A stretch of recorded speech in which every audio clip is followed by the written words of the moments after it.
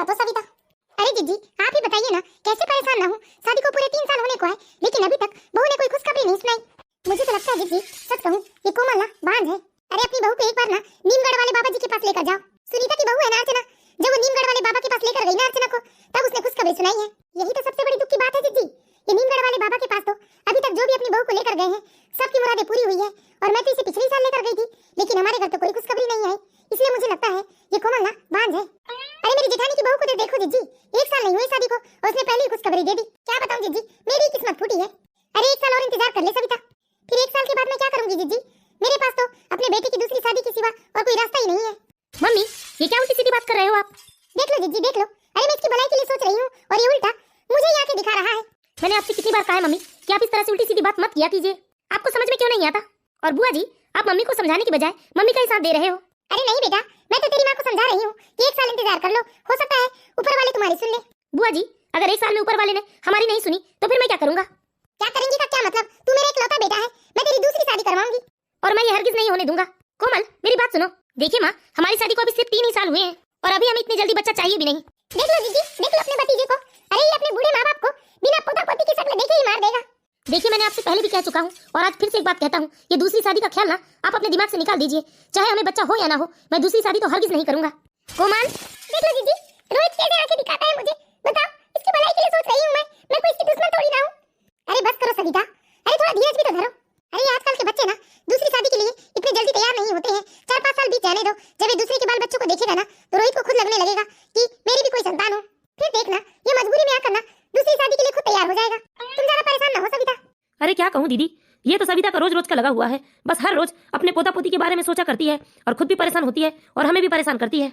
अरे अभी कोई ज्यादा उम्र नहीं निकली है बच्चों की, 3 ही साल तो हुए हैं शादी को।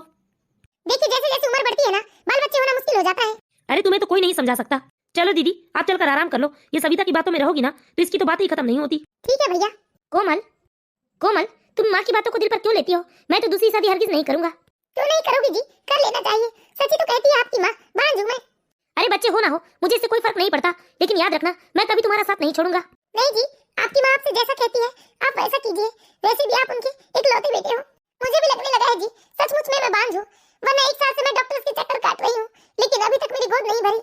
अरे मैंने तुम्हें मना किया है ना, ये डॉक्टर के पास जाना बंद कर दो तुम, मुझे कोई फर्क नहीं पड़ता इससे।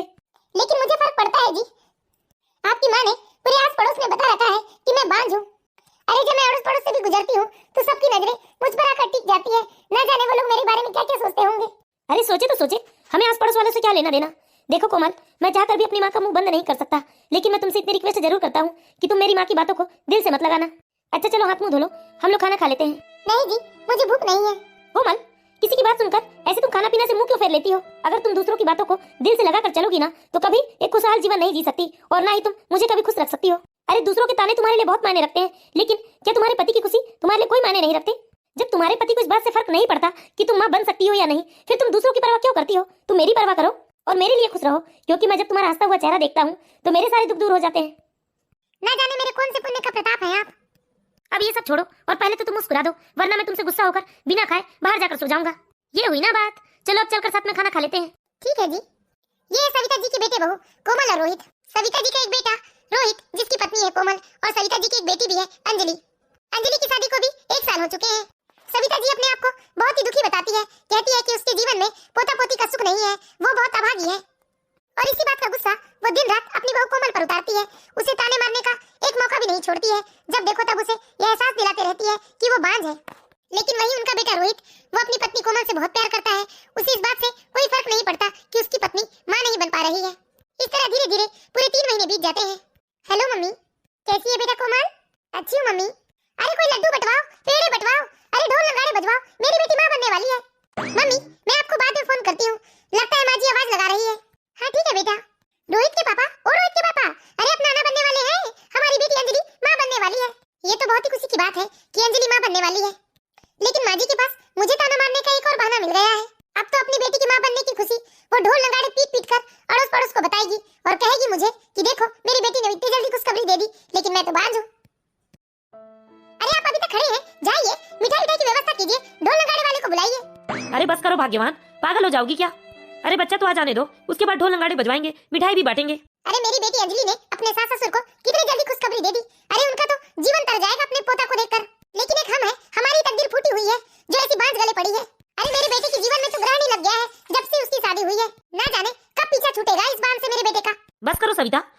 जाती हो तुम? क्या बस करूं जी? अरे दिल दुखता है मेरा।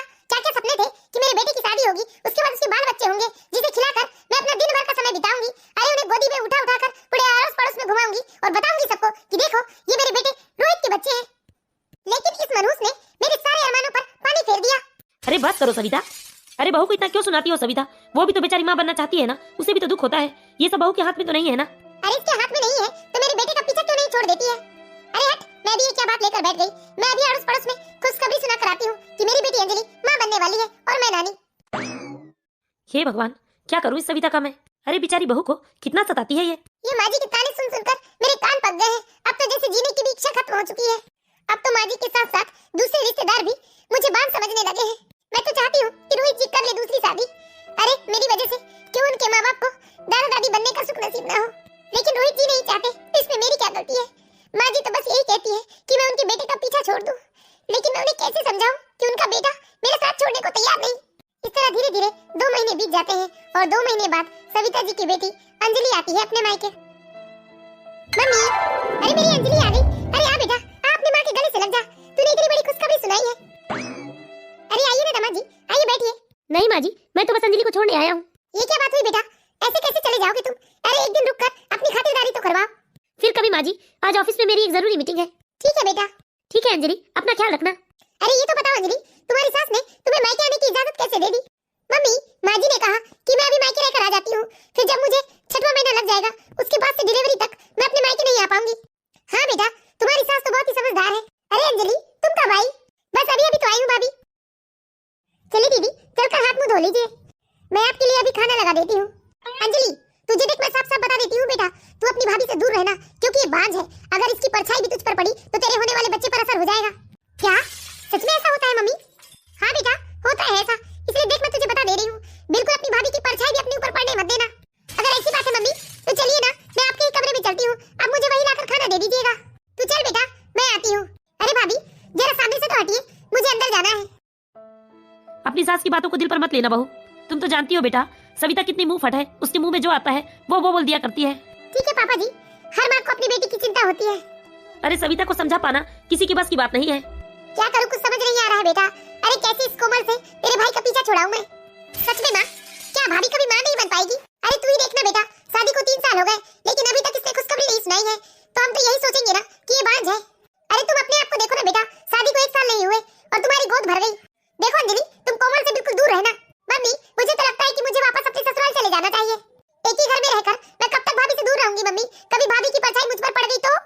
हाँ बेटा, बस 2-4 दिन रह ले, उसके बाद वापस अपने ससुराल चली जाना। हाँ मम्मी, मैं तो चली जाऊंगी। हे भगवान, क्या मैं सच में बांझ हूँ? और क्या मैं इतनी बुरी हूँ कि मेरी परछाई से भी किसी के पेट में पल रहे बच्चे को नुकसान हो सकता है? मैंने तो आज तक किसी का कुछ नहीं बिगाड़ा है भगवान, फिर ये सब मेरे साथ क्यों हो रहा है? अरे कब तक मैं इन लोगों के ताने सहूंगी? कोमल, मैं तुम्हारे लिए खुशखबरी लाया हूँ। मेरे लिए क्या खुशखबरी हो सकती है जी? अरे मैं तो इतनी अभागी हूँ कि मेरी परछाई से भी किसी का नुकसान हो सकता है, भला मेरे लिए ऐसी क्या खुशखबरी होगी? कोमल, फिर से तुम मम्मी की बात को पकड़ कर चल रही हो। कोमल, तुम मेरे दोस्त रौनक को जानती हो ना? हाँ जी, जानती हूँ मैं रौनक भैया को। फिर तो तुम्हें ये भी पता होगा कोमल कि उनकी शादी को पूरे 5 साल हो गए, लेकिन अभी तक उन्हें माता पिता बनने का सौभाग्य प्राप्त नहीं हुआ है। हाँ जी, लेकिन बात क्या हुई? आज अचानक उनकी बात क्यों कर रहे हो आप? अरे उन्होंने एक बच्चे को गोद लिया है। मैं यही बताना चाह रहा था तुम्हें कि हम भी एक बच्चे को गोद ले रहे हैं, क्योंकि तुम्हें ऐसा लगता है कि बच्चा जरूरी है। लेकिन आपको क्या लगता है जी, माँ जी इस बात के लिए तैयार हो जाएगी? अरे इसमें हर्ज क्या है, क्यों तैयार नहीं होंगी? माँ को तो यही चाहिए ना कि इस घर में कोई नन्हा मुन्ना बच्चा या बच्ची हो जो उन्हें दादी कह के पुकार सके।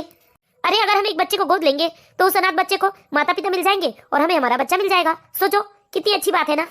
कोमल और रोहित की बात बाहर खड़ी उसकी सास सविता सब कुछ सुन रही थी, और ये सब सुनकर सविता को बहुत गुस्सा आता है और वो अपने गुस्से पर काबू नहीं कर पाती और डर के कमरे में घुस आती है। अरे तुम लोगों का दिमाग ठिकाने पर तो है ना? क्या हुआ माँ? ये क्या बकवास कर रहे हो तुम लोग कि अनाथ आश्रम से जाकर तुम बच्चा गोद लेकर आओगे? अरे माँ, इसमें बुराई ही क्या है? अरे ये बता रोहित, इसमें अच्छाई क्या है बेटा? अरे हम ऐसे कैसे किसी के भी खून को अपना लेंगे और अपना पोता या पोती कहेंगे? अरे मुझे तो ना अपना खून चाहिए। मम्मी, ये क्या उल्टी सीधी बात कर रहे हो आप? अपना खून, उसका खून, इसका खून। क्या आपका खून लाल है और दूसरे का खून सफेद है?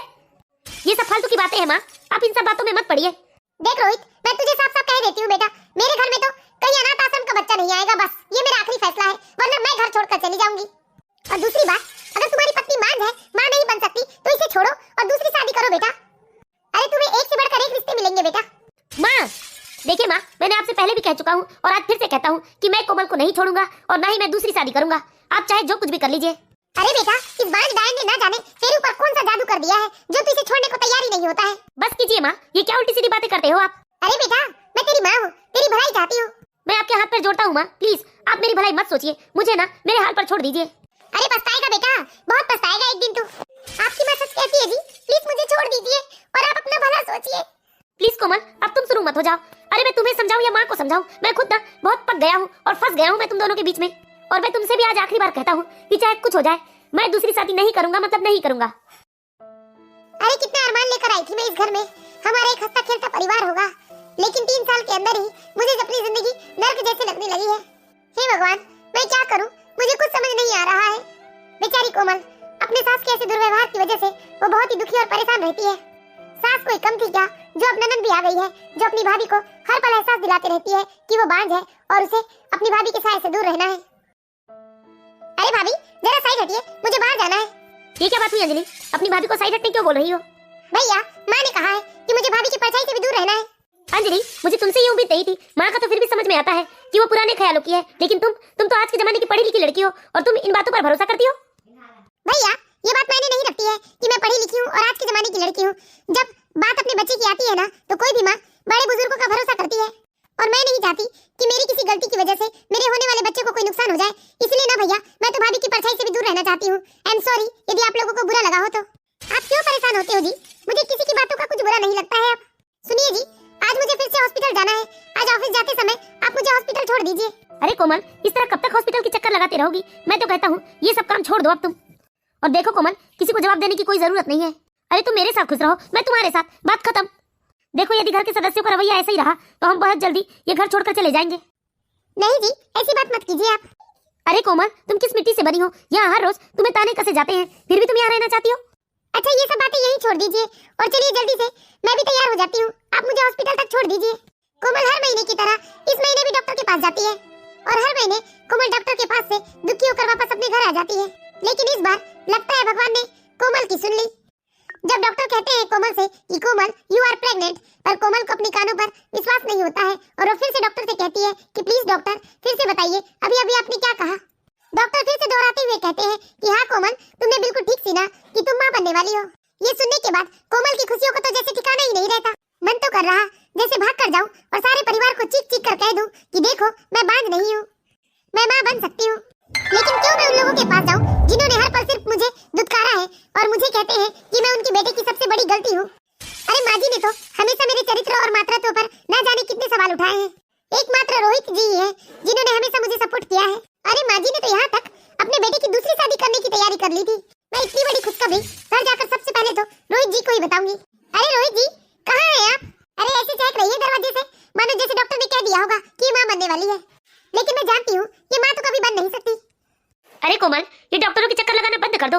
मुझे फर्क नहीं पड़ता इस बात से कि तुम माँ बन सकती हो या नहीं।